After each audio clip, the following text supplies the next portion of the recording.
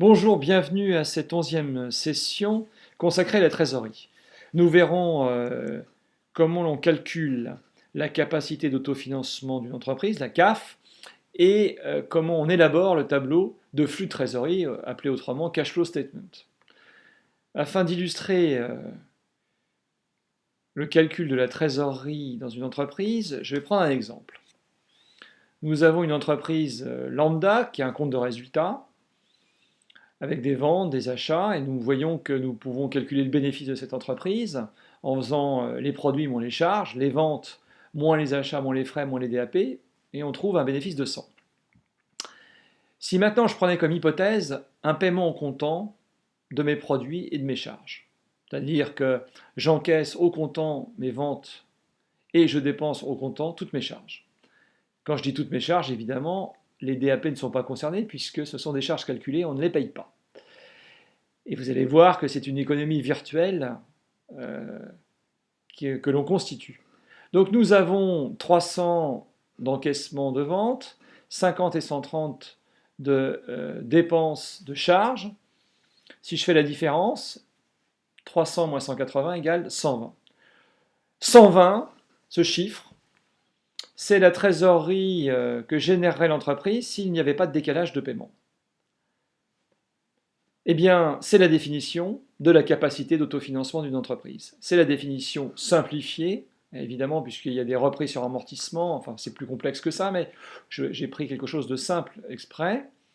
C'est la définition donc de la capacité à une entreprise de générer du cash durant l'année. Et c'est bien une capacité, ce n'est pas une trésorerie réelle, puisque dans une trésorerie réelle, il y a des décalages de paiement. Les clients ne payent pas tout de suite, et je ne paye pas tout de suite mes fournisseurs. Et donc cette capacité est très importante puisqu'elle va servir à payer nos actionnaires et à financer nos investissements. C'est pour ça que ça s'appelle autofinancement. On peut la calculer d'une façon différente en remarquant que finalement cette CAF, c'est le résultat, mais le résultat, je ne l'encaisse pas intégralement puisque dedans, j'ai des charges que je ne vais jamais dépenser. Lesquelles? Les DAP. Donc je réintègre ces charges que je ne dépenserai jamais, ces charges calculées, et donc 100 plus 20 égale 120, et vous voyez que vous trouvez le chiffre que nous avions calculé d'une manière autre. Donc la CAF, c'est le résultat de l'entreprise, plus les dotations aux amortissements et provisions. Maintenant, prenons une hypothèse différente avec des décalages de paiement. C'est-à-dire que là, nous allons avoir un paiement différé avec 80% au comptant, et donc le reste ne sera pas payé. Ça sera soit des créances si l'on considère les ventes, soit des dettes si l'on considère des charges. Puisque je vous rappelle qu'une vente génère une créance qui va se transformer un jour ou l'autre en encaissement et qu'une charge génère des dettes qui un jour ou l'autre vont se transformer en dépenses. Dans les ventes de marchandises, on voit qu'on encaisse 80%, donc 80% de 300, 240. Ça signifie qu'il nous reste à être payé de la différence par nos clients. 300 moins 240 égale 60. Et pour les charges, c'est la même chose. Si je prends les achats de marchandises, j'ai 50 d'achats de marchandises. 80% de 50, ça fait 40 que je vais payer à mes fournisseurs. Et le reste, c'est ce que je ne vais pas payer, ça s'appelle une dette.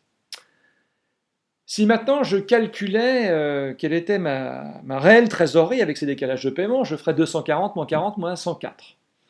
Il y a une façon, égale 96, il y a une façon beaucoup plus simple de calculer tout ça. C'est de dire, finalement, la trésorerie réelle, c'est une trésorerie idéale avec aucun décalage de paiement, ça s'appelle la CAF, plus un correctif lié au décalage de paiement. Et ce correctif lié au décalage de paiement, c'est quoi? C'est le BFR, puisque les décalages de paiement sont illustrés par les créances et les dettes. Or, les 60 de créances, c'est autant d'argent, effectivement, que je ne vais pas recevoir. Les 10 et 26 de dettes, c'est autant d'argent que je ne vais pas payer. Donc si je fais créance moins dette, ça fait 24, eh bien c'est autant d'argent que je ne recevrai pas en net. Donc, finalement, ma trésorerie réelle, c'est bien cette trésorerie, entre guillemets, idéale, la CAF, 120, moins ces 24 que je ne recevrai pas, c'est-à-dire 120 moins 24, eh bien on trouve 96. Donc vous voyez qu'on peut calculer les trésoreries réelles à partir du compte de résultat, et ça fera l'objet justement de l'étude des tableaux de flux de trésorerie. Mais pour l'instant, nous allons continuer sur la capacité d'autofinancement parce que c'est plus compliqué. C'est plus compliqué parce que le périmètre de la CAF est différent. Le périmètre de la CAF, bien sûr, ne prend pas les charges qui ne sont pas décaissables comme les DAP, mais ne prend pas les charges liées aux investissements. Exemple, valeur comptable des éléments d'actifs cédés. Je vais revenir sur ce qu'est la valeur comptable des éléments d'actifs cédés, quoique vous devez savoir ce que cela signifie, puisque vous l'avez vu en comptabilité. Donc les charges que l'on ne prend pas en compte sont les dotations et la valeur comptable des éléments d'actifs cédés. De la même manière, on ne prend pas en compte des produits non encaissables, comme les reprises sur amortissement et provisions que l'on a vu dans le chapitre dédié à cet effet, et les produits qui sont liés aux investissements. Alors, il y en a deux là, ce sont les produits de cession d'éléments d'actifs, c'est la valeur de vente d'une immobilisation, et un compte un peu spécifique qu'on appelle les quotes-parts des subventions d'investissement virées au compte de résultat. Bon, je vous ai mis ce compte pour être complet, mais bon, ça n'a pas une grande importance pour ce cours d'analyse financière. Retenez que le calcul de la CAF, c'est bien le résultat, plus la réintégration des DAP, moins les reprises sur amortissement et provisions que finalement je ne toucherai jamais puisque ce sont des produits calculés. Mais il faut bien que aussi je réintègre mes valeurs comptables des éléments d'actifs cédés et que je retire le produit de cession d'éléments d'actifs, donc ce qui concerne les investissements. En gros, la CAF, c'est le résultat plus les charges que je ne dois pas prendre en compte, moins les produits que je ne dois pas prendre en compte. Parce que vous comprenez bien que si j'ai une reprise sur amortissement ou sur une reprise sur provision, c'est un jeu d'écriture et que je ne toucherai jamais ce produit. C'est un produit calculé. Donc, je l'ai pris en compte pour calculer mon résultat, mais il n'a pas lieu d'être non plus. C'est le même raisonnement qu'avec les charges. Alors, valeur comptable des éléments d'actifs cédés et produits de cession d'éléments d'actifs. Quand on vend une immobilisation, généralement, elle n'est pas totalement amortie. Prenons un exemple. J'ai une immobilisation qui vaut 100 en valeur brute. J'ai 20 d'amortissement constatés durant plusieurs exercices. Et donc, la valeur nette comptable, c'est 100 moins 20 égale 80. Ce 80, c'est effectivement la valeur comptable des éléments d'actifs cédés. Je vais céder mon investissement et sa valeur comptable, c'est 100 moins 20 égale 80. Et je vais la céder à quel prix ? Justement, le prix, ça sera le prix de vente. Le prix de vente, ça sera le produit de cession d'éléments d'actifs. Imaginons que je cède cette immobilisation à un prix de, je veux dire, 85. Eh bien, mon immobilisation 100 moins 20, elle vaut comptablement 80. Et je vais la céder 85, donc je vais faire une plus-value de 5. Cette plus-value sera obtenue en faisant la différence entre le produit de cession d'éléments d'actifs 85 et la valeur comptable des éléments d'actifs 80. Mais ces 80 et 85, on ne les prendra pas dans le calcul de la CAF, on fera cette correction. Alors, deux façons de calculer la CAF, à partir du résultat, comme on l'a vu, c'est-à-dire on prend le résultat d'exercice, on réintègre toutes les charges que l'on ne prend pas en compte et on retire tous les produits que l'on ne doit pas prendre en compte. Donc ça donne résultat d'exercice plus la valeur comptable des éléments d'actifs cédés plus les dotations, amortissements et provisions. Et on retire les produits de cession d'éléments d'actifs, les reprises sur provisions et les quotes-parts des subventions d'investissement virées au résultat. Mais il y a une autre manière de faire qui est l'approche explicative, c'est de partir de l'excédent brut d'exploitation. L'excédent brut d'exploitation, c'est un solde intermédiaire de gestion, comme vous le savez maintenant. et c'est un solde qui est totalement liquide. Si tout le monde me paye au comptant, je trouverai, quand je m'arrêterai à l'excédent brut d'exploitation, ma trésorerie potentielle sera identique. Il n'y a pas de DAP, puisque les DAP viennent après le BE et les reprises sur amortissement et provision aussi. Les valeurs comptables des éléments d'actifs cédés sont des charges exceptionnelles et le produit de cession d'immobilisation, ce sont des produits exceptionnels. Donc ça arrive bien plus tard. Donc là, je pars de l'excédent brut d'exploitation et à l'excédent brut d'exploitation, j'intègre des produits encaissables et je retire des charges décaissables. Et donc là, vous voyez ces calculs, vous voyez les correctifs faits, et donc on peut calculer à partir de l'EBE la capacité d'autofinancement. Nous ferons un certain nombre d'exercices en travaux dirigés et vous aurez des exercices à faire afin de vous familiariser avec ce calcul. Maintenant, passons au tableau de flux de trésorerie, au cash flow statement. La trésorerie provient de 3 sources. La source première, c'est l'exploitation. On l'a vu dans notre petit exemple de l'entreprise lambda. Mais il y a deux autres sources. Il y a les investissements et le financement. On sait que les investissements, généralement, on dépense et que le financement, on reçoit. Grâce à un emprunt, je reçois. Grâce à une augmentation de capital, je reçois. Mais pour les investissements, on reçoit rarement, sauf si on revend nos immobilisations. Généralement, on en achète plus tôt. Donc, pour calculer la trésorerie d'une entreprise, on va partir de son solde initial de trésorerie et on va déterminer ce que le flux d'exploitation a généré comme cash, ce que le flux d'investissement a généré comme cash et ce que le flux de financement a généré comme cash. On va additionner tout ça au solde initial et ça va nous donner le solde final du tableau de flux. C'est une façon de comparer ce solde final de tableau de flux avec la ligne disponibilité du bilan, et donc de voir effectivement si on ne s'est pas trompé, puisque normalement on doit avoir le même montant. Ça permet aussi de lutter contre la comptabilité créative, creative accounting, la comptabilité imaginaire, c'est-à-dire la fraude. C'est un des éléments que l'on utilise pour contrôler les comptes d'une entreprise et voir leur cohérence. Alors, commençons par le flux d'exploitation. Donc, voilà un tableau de flux. Vous voyez qu'on a des flux de trésorerie, des flux d'investissement, de financement, le flux de trésorerie global où on additionne les 3 flux financement, investissement, exploitation, et ça nous donne une disponibilité en fin d'année.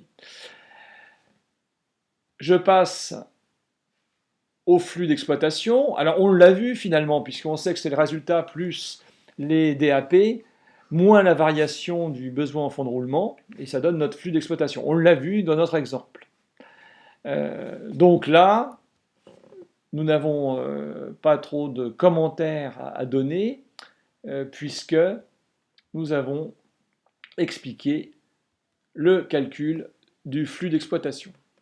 Passons maintenant au flux d'investissement. Ce cash flow, donc, va correspondre à mes dépenses d'investissement et à mes recettes d'investissement. Je dépense des investissements, donc ce sont mes achats d'immobilisation, et lorsque je revends mes investissements, eh bien, je vais avoir des recettes liées à cette vente d'investissement. Donc le flux d'investissement, il va être égal à mes achats moins mes dépenses. Mes achats moins mes recettes, pardon. Donc, ce flux d'investissement, il est égal au flux généré par les ventes d'investissement, les cessions d'investissement, moins les achats d'investissement, donc les dépenses d'investissement. Généralement, le flux d'investissement est négatif parce que j'achète des investissements qui valent plus cher généralement que ceux que je vends qui sont en fin de vie et qui sont amortis. Donc le flux d'investissement est généralement négatif.